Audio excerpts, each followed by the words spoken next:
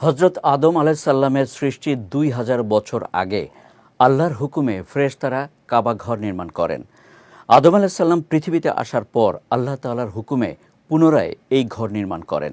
পরে নূহ আলাইসাল্লামের যুগে মহাপ্লাবনে কাবা নিশ্চিহ্ন হয়ে গেলে আল্লাহ তাআলার নির্দেশে কাবা ঘর পুনর্নির্মাণ করেন হজরত ইব্রাহিম আলাইসাল্লাম ও তার ছেলে হজরত ইসমাইল আলাইসাল্লাম। বিস্তারিত ডেস্ক রিপোর্টে।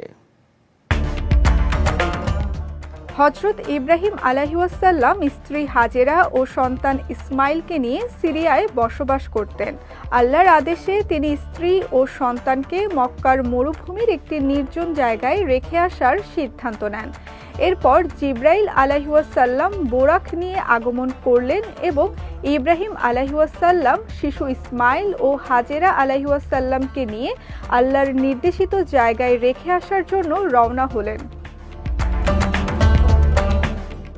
পথিমধ্যে কোনো জনপদ দৃষ্টিগোচর হলে ইব্রাহিম আলাইহিওয়াসাল্লাম জিবরাইলকে জিজ্ঞেস করতেন, এটাই কি সেই জায়গা?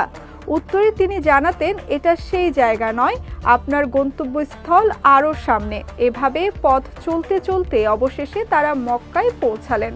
তৎকালীন সময়ে সেখানে কাঁটাযুক্ত বন জঙ্গল ও বাবলা গাছ ছাড়া কিছুই ছিল না। তখন আল্লাহর ঘর সেখানে টিলার আকারে বিদ্যমান ছিল। জায়গাটি দেখিয়ে জিবরাইল আলাইহিওয়াসাল্লাম তাদের জানিয়ে দিলেন, এটিই হলো আল্লাহর নির্দেশিত স্থান। এই জনমানব শূন্য স্থানে ইব্রাহিম আলাইহিওয়াসাল্লাম আল্লাহর আদেশে স্ত্রী ও সন্তানকে একাকী রেখে গেলেন। যাওয়ার সময় ইব্রাহিম আলাইহিওয়াসাল্লাম আল্লাহর কাছে দোয়া করেন, হে আল্লাহ, এই স্থানকে আপনি শান্তিময় করে দিন এবং আমার সন্তানকে মূর্তি পূজা থেকে দূরে রাখুন।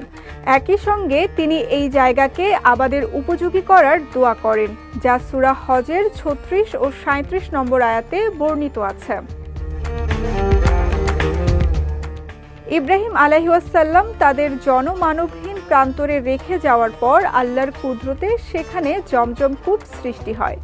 এরপর শিশু ইসমাইল বড় হওয়ার পর আল্লাহ তাআলা ইব্রাহিম আলাইহিওয়াসাল্লামকে সেখানে কাবা ঘর নির্মাণের আদেশ দিলেন।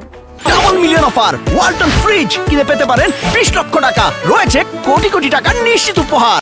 এরপর পিতা পুত্র মিলে সেখানে কাজ শুরু করলে কাবা ঘরের প্রাচীন ভিত্তি বের হয়ে আসে, যার উপরেই তারা নির্মাণ কাজ শুরু করেন।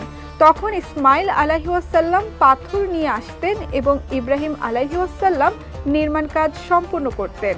এক পর্যায়ে কাবার দেয়াল যখন উঁচু হয়ে গেল, তখন আল্লাহর কুদরতি পাথর মাকামে ইব্রাহিমের মাধ্যমে তিনি নির্মাণ কাজ সম্পন্ন করেন।